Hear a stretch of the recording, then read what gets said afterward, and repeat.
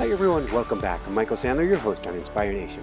If you've ever wanted to stop chasing your tail, then do we have the Reboot Show for you. Today I'll be talking with Jerry Colonna, the CEO Whisperer, CEO and founder of Reboot.io, and the author of an open-hearted, bare your soul book on improving your life, Reboot. And that's just what I want to talk with him about today, about leadership and the art of growing up. That, plus we'll talk about copper tone and bologna sandwiches. Lemon drops, coffee grounds, roses and figs, gotcha. Horse chestnut trees, a thimble, iron, and a dog. Dawn, Peggy, and Mad Men, Marvel's Flash, and Instant Oats. And what in the world pole climbing monkeys has to do with anything. So welcome to the show, Jerry. Are you ready to shine? I am, Michael. Thank you, and thank you for that introduction. Well, thank you so much for being here, and a mighty woohoo! I'm very regretful of the turn that I'm going to take us to start this, but would you mind kindly if you shared with us why you ended up slicing your wrist at age 18?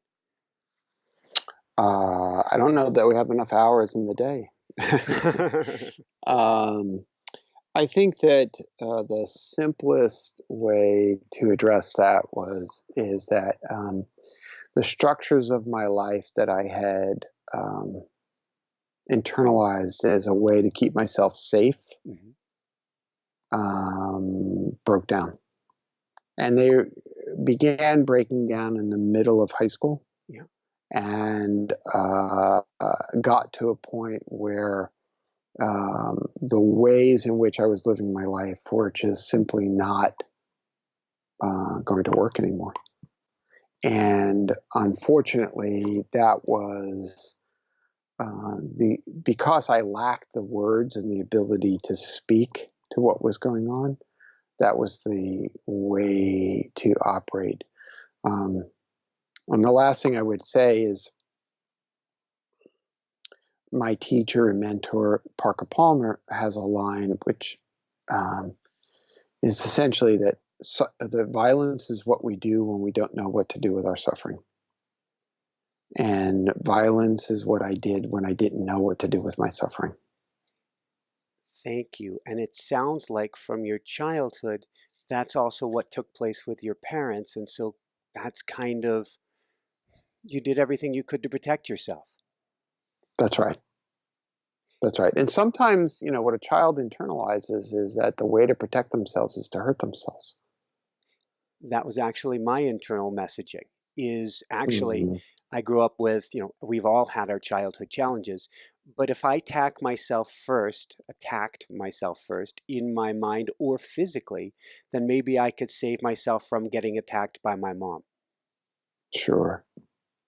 And I'm sorry to hear that that was true for you. So it was actually an important part of my path. So I appreciate that. And I believe this was actually an important part of your path as well, because it took you on a beautiful journey. In fact, a journey that we're going to talk about today, which is really about radical self-inquiry.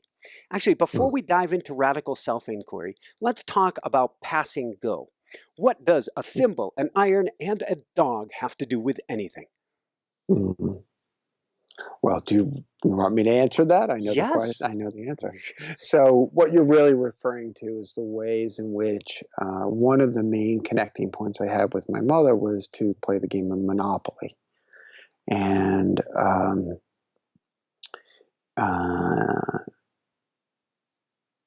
playing Monopoly with my mother was a deep and profound way of connecting with her.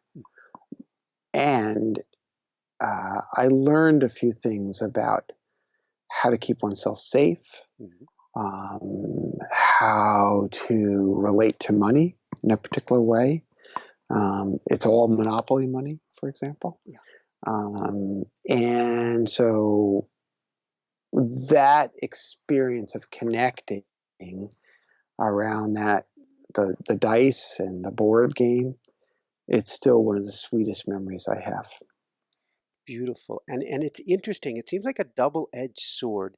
You said what you learned to keep you safe. You said you learned you needed money to win, to be safe, and never to be hungry. And that became quite the driver for you, didn't it? It did indeed. As it is, I think, for many of us, is this sort of very powerful relationship with the force known as money, with the energy known as money. It became a driver towards my safety. And it became the means by which I sort of defined myself into adulthood.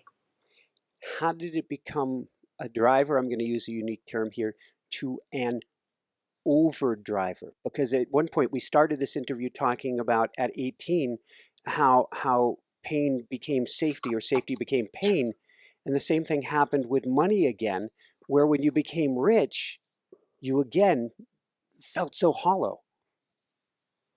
Yeah, I think it's a mistake to blame the process of becoming wealthy. Yeah.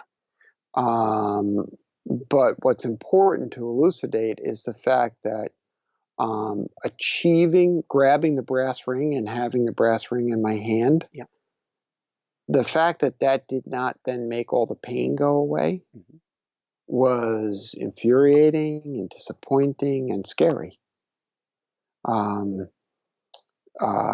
and so that forced me then to realize that there was something other than that particular brass ring that I needed to do, which was really to understand my own self.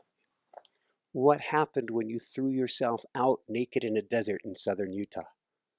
You're referring to the quest that I went on, Yeah. which included a water-only 4-day fast. Um, a lot of things happened during that time period, but perhaps the most important of which was just stripping away, not just of my clothes, but of all of the um, personas that I carried. Now, to be clear, I was already in a deep and profound process that had been many years in the making. But I think the most important piece was that I began to uh, have nowhere else to hide. It was just me and my thoughts. Yeah. And I didn't even have the spiritual bypassing that's available to us to sit on a meditation cushion. I actually had to confront everything. And that was a powerful and painful and important experience in my life. Take me, as you just said something, there's so many profound things of what you just said there. You didn't even have the spiritual bypass of sitting on the cushion. What do you Mm. mean by that, and why are we getting away with things on the cushion? Oh, because we're human beings, right? And we can hide behind the glorious moniker that we are a meditator, right? And we can spend the entire session actually not meditating, not looking, not being insightful, not working with our mind. But boy, are we good meditators, right? Right. Let me count the hours that I've done. Right. My best meditation, I'm going to put this in quotes, my best meditative period, I was sitting for 3 to 4 hours a day, 6 months of the year for a couple years in Maui. And I was on that cushion and proud to hold space. And Jerry, between you and me, my life was falling apart. Right. Perfect. Perfect. I wasn't Right. facing inwards.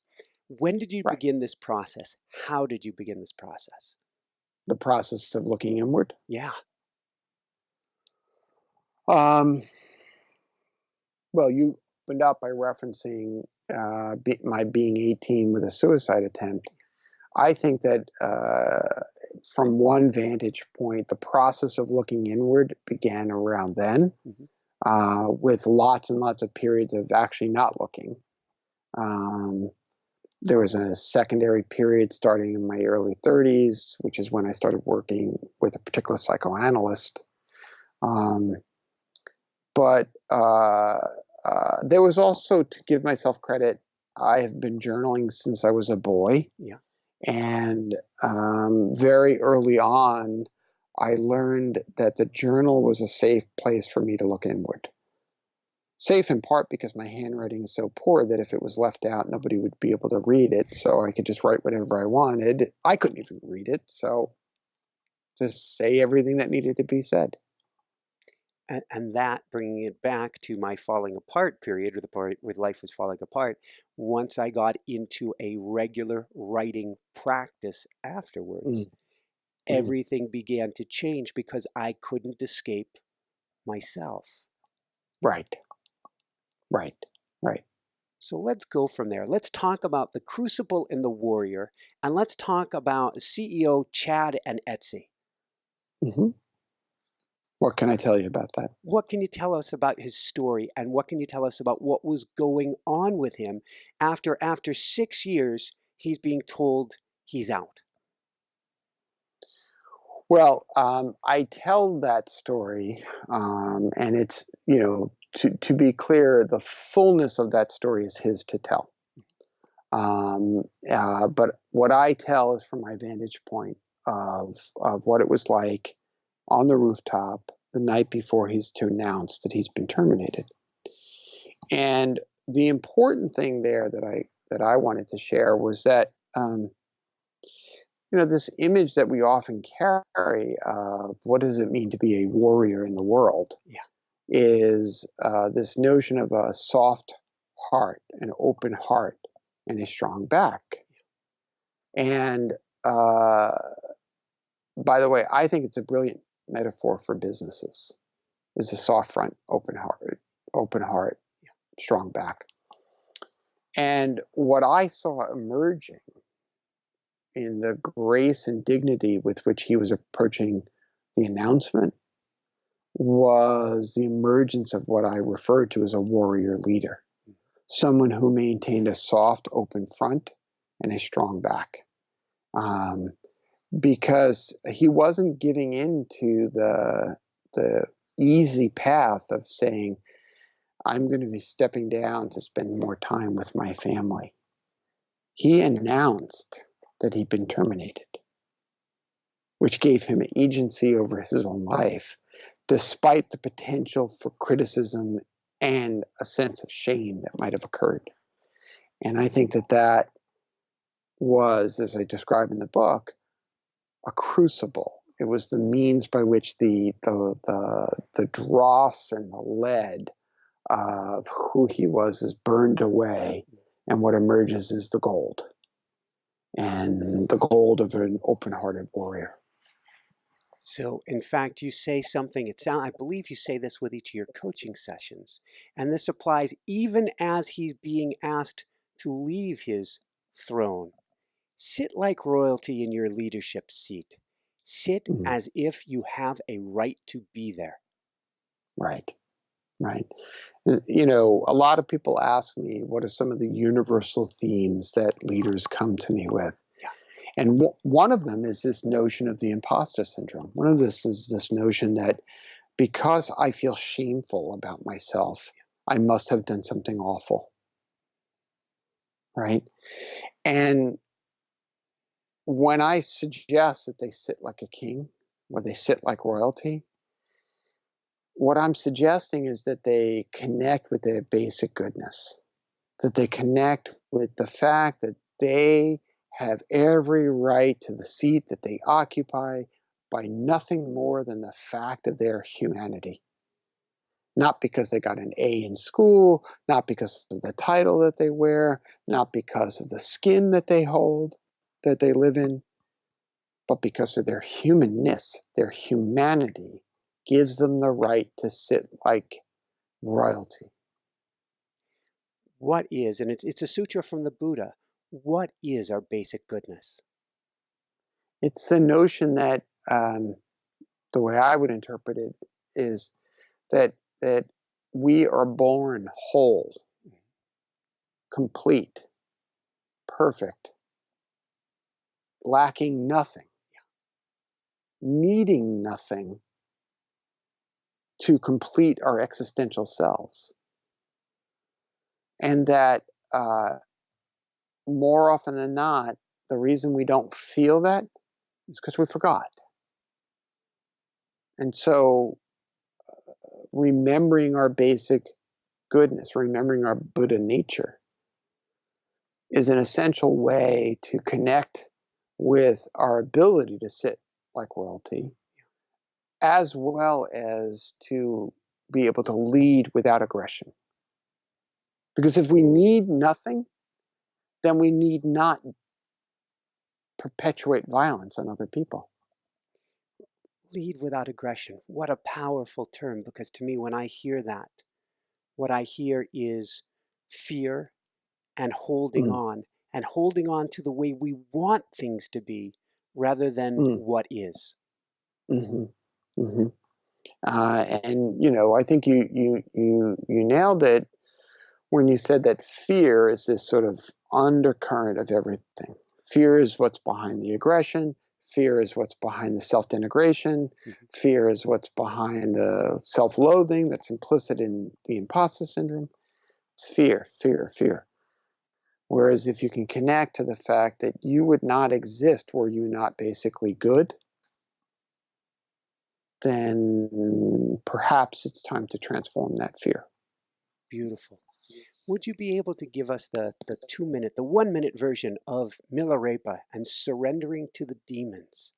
Well, the way that I like to tell that story is in referencing Milarepa and how one day he leaves his cave to gather firewood. And when he comes back into the cave is filled with demons. And as I understand it, those demons represent the kleshas, the afflictive emotions, the perhaps even the parts of ourselves that we do not want to own. And his first response is to do what any normal person would do, would be to try to shoo them away and get them out of the cave. I don't want to deal with these things. Get out, get out. The second step is he's going to teach them the Dharma. And in teaching them the Dharma, he tries to ameliorate and mollify all of these emotions. And so they calm down, they sit like little children, but nothing actually changes. And then the third step comes along, and he's got a little bit more growth. And in that third step, he says, aha, what are you here to teach me? And finally, that means he's beginning to get the lesson, and finally they begin to disappear one by one. But the most powerful part of the story comes at the very end, which is when he then is faced with the one remaining demon, which is the worst demon imaginable. And it's blood curdling, and it's got blood dripping from its fangs and all. And to that one, he says, eat me if you wish. And then the demon disappears. And I love that story because in that story, there's this sort of stages of human development. The first stage of get rid of it, I don't want to deal with it. And the second stage is that kind of bypassing egotistical stage. I'm going to be so spiritual that I'm going to teach you. And then in that third stage, there's the beginning of opening. What are you here to teach me? And the beginning of internalizing the notion that everything is workable. And then finally, in the last stage, is the real surrender, where he is willing to be eaten. And at that moment, he's liberated. At that moment, the demon disappears. And I like to think the demon has now done his job. And Milarepa is safe to become the adult that he was born to be. Woohoo! And it's interesting that you find safety. We think of surrender often in the Western world. We think of surrender as a weakness. But in this case, Milarepa putting his head in the demon is actually the ultimate strength, isn't it? Well, I think it's the basis behind this notion of taking refuge, right? Those who are refugees, we think of them as weak. But the ability to take refuge, the ability to lean in and be willing to be, as D.H. Lawrence, the writer, wrote in a beautiful poem, be willing to be sponged out wiped out. That willingness is the ultimate act of bravery. Woohoo! Let's go from here and let's talk about time. And what does Quaker's Oats and Marvel's Flash have to do with anything? So you're referring to the fact that I spent most of my college years moving at the speed of light. Yeah. In a very, very kind of busy, flash-like state where everything around me seemed to be moving in slow motion. But the quicker I ran, the worse I felt about myself. And during that same time, I struggled financially, such that the only food that I actually really ate on a regular basis was Quaker instant oats. Yeah. Not particularly nutritious, not if that's the only thing you're eating all day. And if we fast forward, it seems like that pace started to catch up with you. I don't have the exact timeline. Maybe it was mid-30s, but you launch Flatiron Partners. You go to the beach and whammo. What happened? Massive, what turned out to be cluster headache. I thought it was a migraine. Drops me to my knees. Makes me, I end up hospitalized. And it makes me really have to confront a very profound question, which was, what am I not saying that needs to be said? Because following the hospitalization, my then therapist, rather than believing that the headache was merely a physiological symptom, she had the insight to see that it was also a psychological condition. And in that intuitive state, she asked me the question, what are you not saying that you need to say? And that was really profound. And what makes it profound is that second half. What are you not saying that needs to be said? Yeah. And there are a lot of things that we go around not saying that need to be said. And I just happened to be dropped to my knees by mine. Can you tell us what was one of those things that needed to be said? And you talk about this with all of us. We're all challenged by this. You were confusing motion for meaning. In essence, you're power driving over yourself. Right. That's exactly right. And so you were starting to ask, what was it that I wasn't saying? And it was that very thing, that I was power driving over myself, that I was not living a life in accordance with who I truly am and how I would like to be. And I was doing things that I was not proud of. I was being in a way that I was not happy with. I was living a life that was antithetical to who I really am. How did you begin to stop the spinning? Slowly over time. I would argue that the migraine was one of the first signals. But over the years, as different things would happen, there was a lot of somatic expressions of the problem. There was tremendous amount of weight gain. I was just living in a physically unhealthy way because I was spiritually and existentially unhealthy. And then finally, the depression became so pronounced that it was unavoidable. And I needed to stop and just walk away from everything before I could actually make a switch and start living the way I was supposed to live. In 2010, in the middle of this journey, you had a very, forgive me, profound experience on a subway at 42nd Street. Was that kind of the final 2x4, so to speak, to help you to walk away? It's hard to say if it was the final, because who knows what else is out there for me. I have an expression for both of us, Jerry. Kind, gentle, easy, good. May all lessons come to us as long as we listen in the kindest, gentlest, easiest, and goodness fashion possible.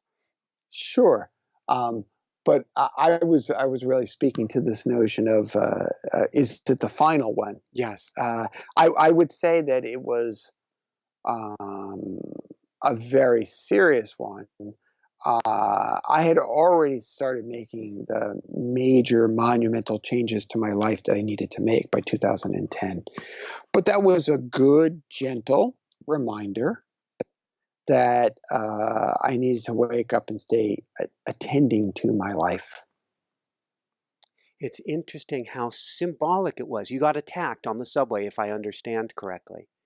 And you just said that is, in essence, we get to become more aware, to pay more attention, to attend more to our lives. That's right. That's right. That's right. So, what is radical self-inquiry?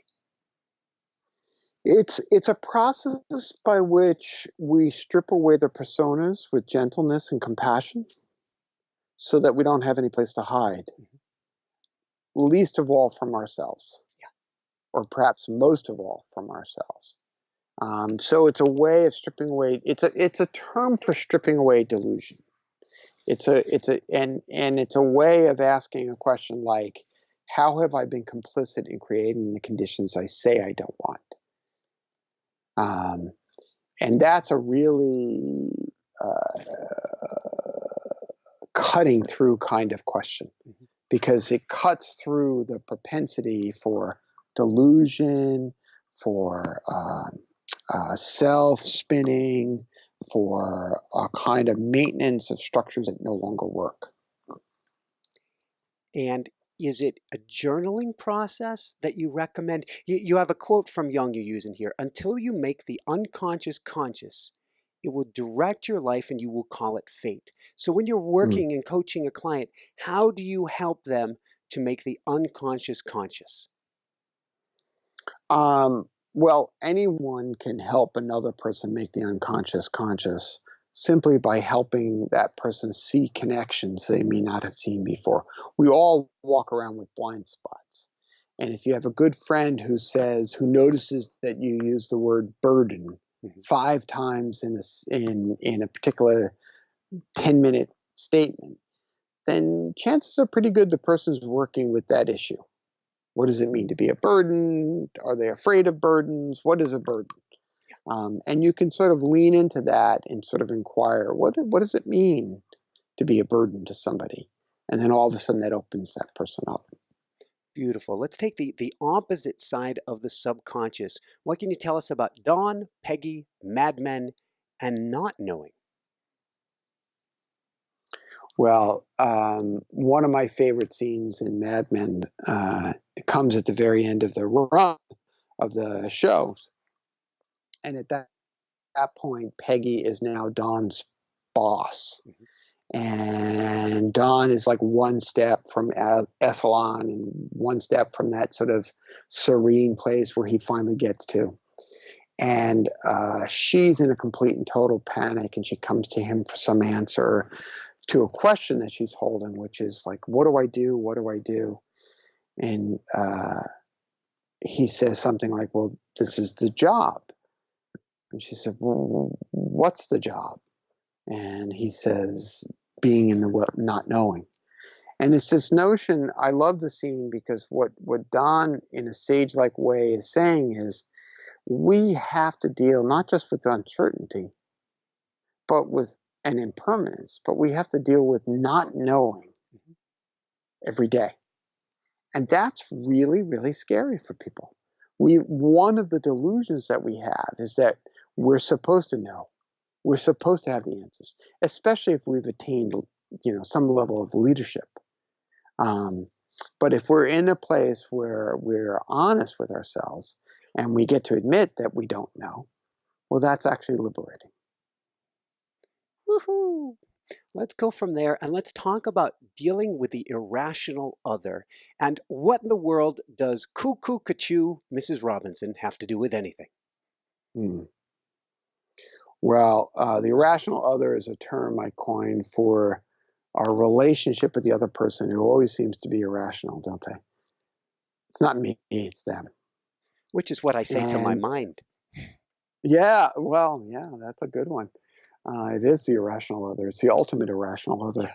Um, and what you're referring to is the fact that um, it was through really reapproaching one of the many fights I had with my mother when I was growing up, who in her mental illness would often imagine things. And one of the fights I had was spawned by her telling a story of meeting Art Garfunkel from Simon and Garfunkel in a bowling alley, which of course didn't happen. And her imagining herself as the inspiration for the song Mrs. Robinson, and that she was Mrs. Robinson.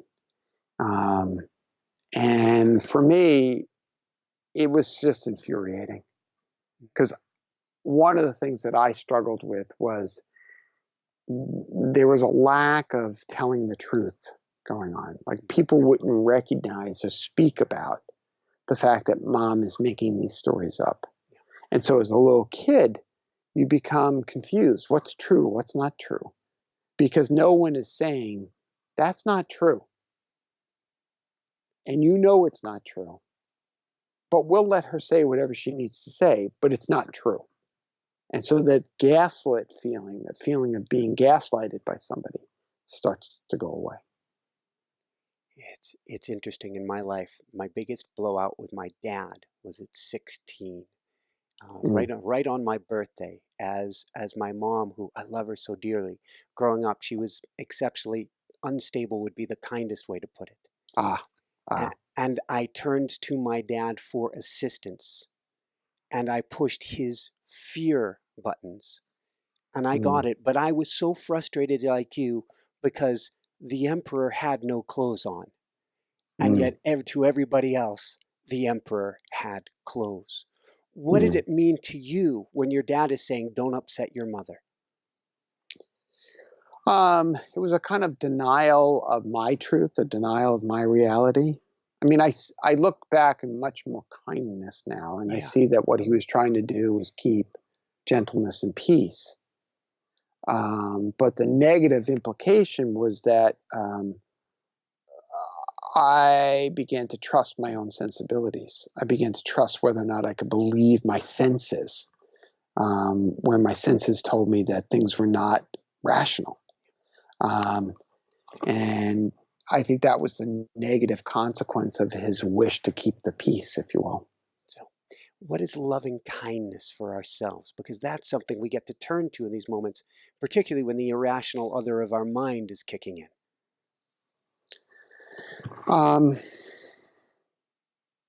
It's funny, I use the term so frequently, I no longer stop to think to define loving kindness. I think it's the capacity, if you connect it to the notion of radical self-inquiry, it's the capacity, perhaps Tara Brach's notion of radical acceptance. It's the ability to feel all the things in a non-judgmental way. And when we're lovingly kind to ourselves, what we're really doing is noticing first and foremost how we truly are, and then second, totally accepting of that. And that note, since we were talking about, you're saying how kind you feel towards your mom, and Mom, I love you so much, I feel the same way.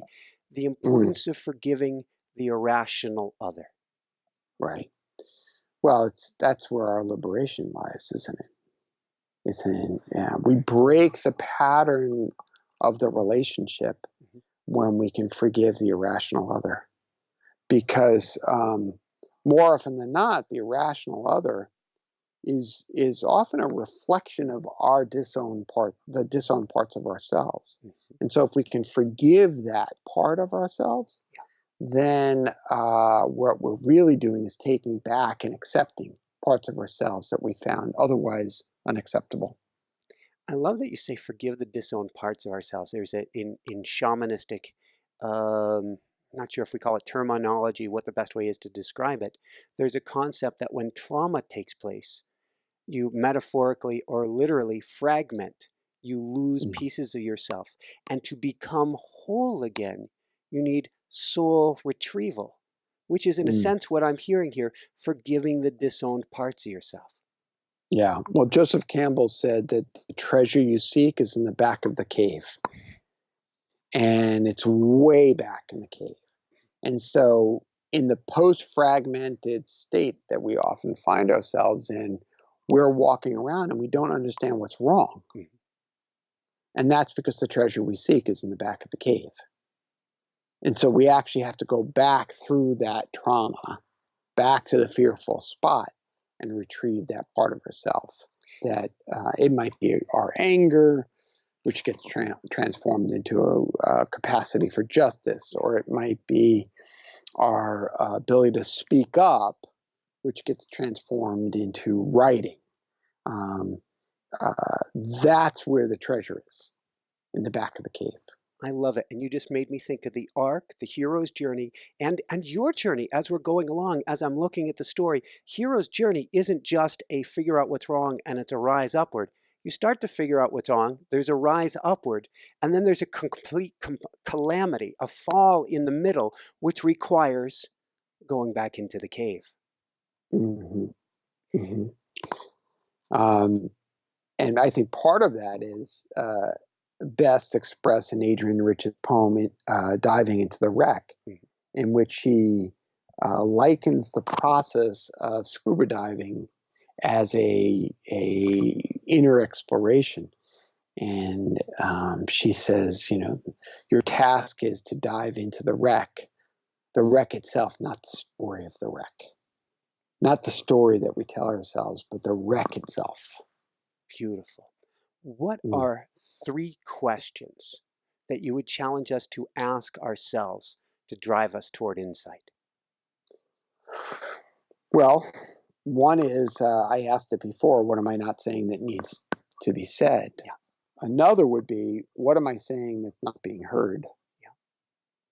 And then a third would be, what's being said that I'm not hearing? Because the people around us speak all the times in different ways.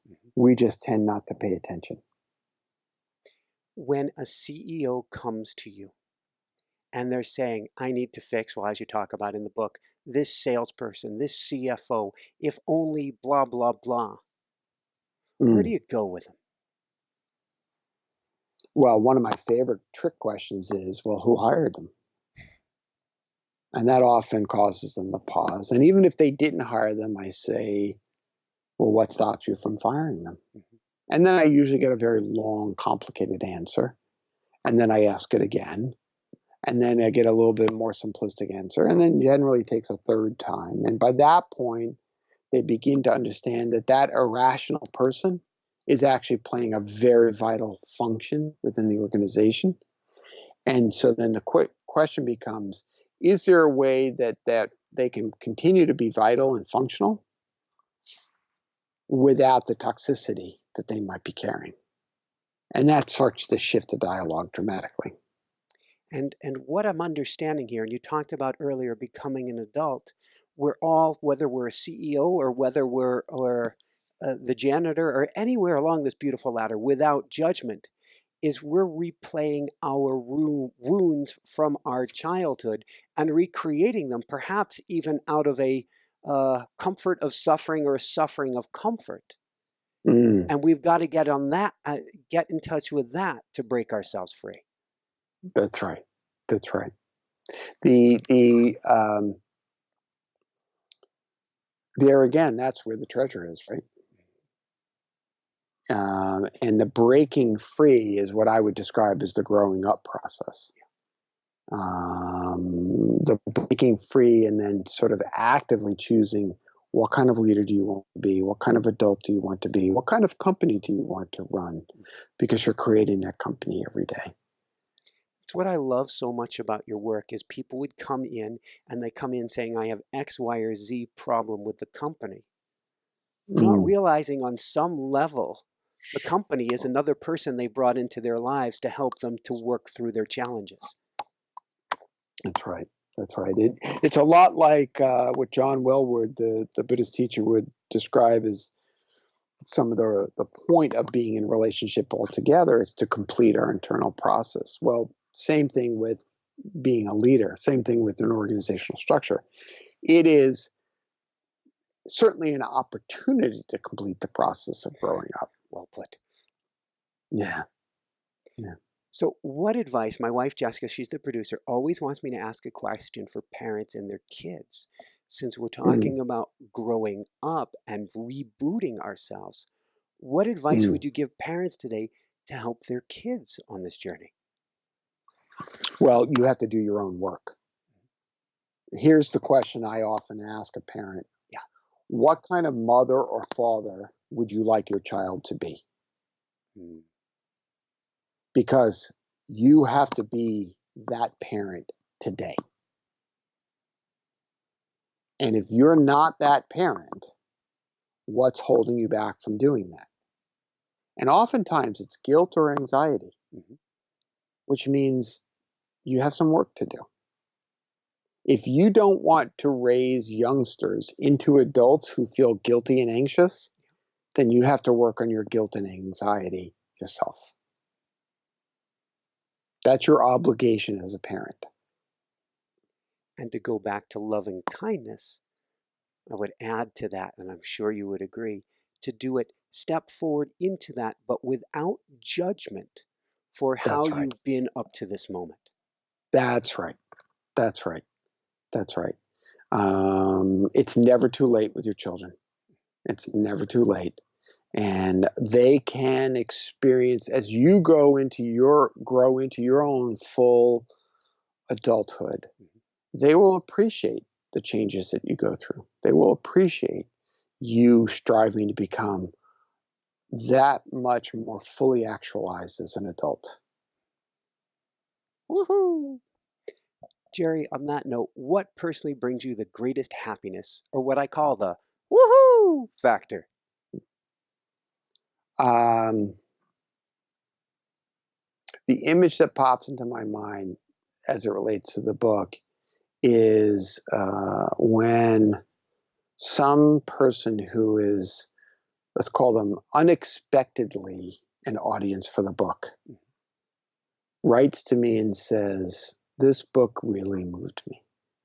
I've had friends read The Galley and text me photos of their dog-eared, marked up, underlined, worked with, wrestled with, kneaded with text.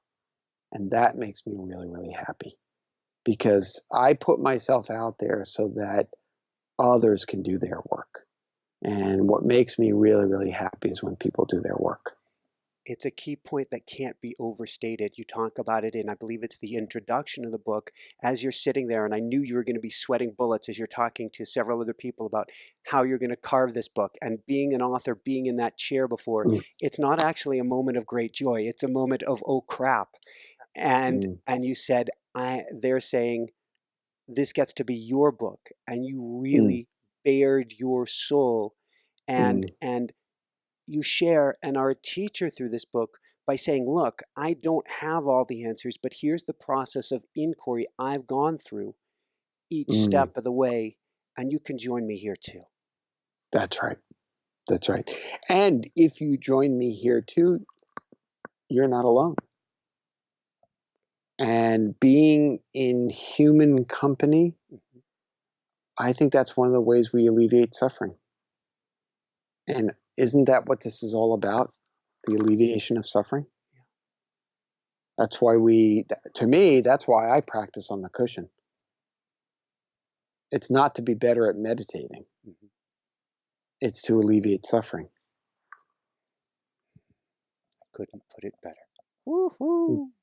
Where can people go to find your beautiful book, Jerry, and to find out more? Rebootbyjerry.com. That's the book's official website. Yep. But we're available on Kindle, audiobook, and hardcover. Amazon, Barnes & Noble, 800 CEO Reads, a variety, bookstores everywhere. Excellent. And if you didn't catch Reboot by Jerry, that's with a J, Jerry.com, come on over to InspireNationShow.com. We'll get you over to Reboot by Jerry with a J.com as well. Any last words of wisdom before I let you go today, Jerry? And thank you so, so much. Oh, no last words of wisdom. Just thank you for hosting me, and thank you for doing the work that you do, and thank you for your love and enthusiasm so implicit in your work, Michael. Well, thank you so much, Jerry. Keep up the great work. It is, you know this quite well, but if we can heal at the top of the ladder, that can actually, that kindness, that compassion a leader has toward him or herself will absolutely translate down the line. Amen. Woohoo! So for everyone out there, this is Michael Sandler saying, be well, have fun, get Reboot, and begin rebooting your life today, and shine bright. Woohoo! Thank you so, so much, Jerry. Thank you, Michael. It was really a delight to talk to you. It's been a long day, but it was a fun conversation. Well, may the rest of the day go kind, gentle, easy, good. I hope you don't, I know they rack them and stack them, but hopefully you are almost there. And you, I know, will just surrender into whatever is. You got it, buddy. That's exactly the plan. Be well. Take care. I had a blast interviewing Jerry Colonna, the CEO Whisperer. I hope you enjoyed it too. Check out his next Reboot video here. Subscribe below.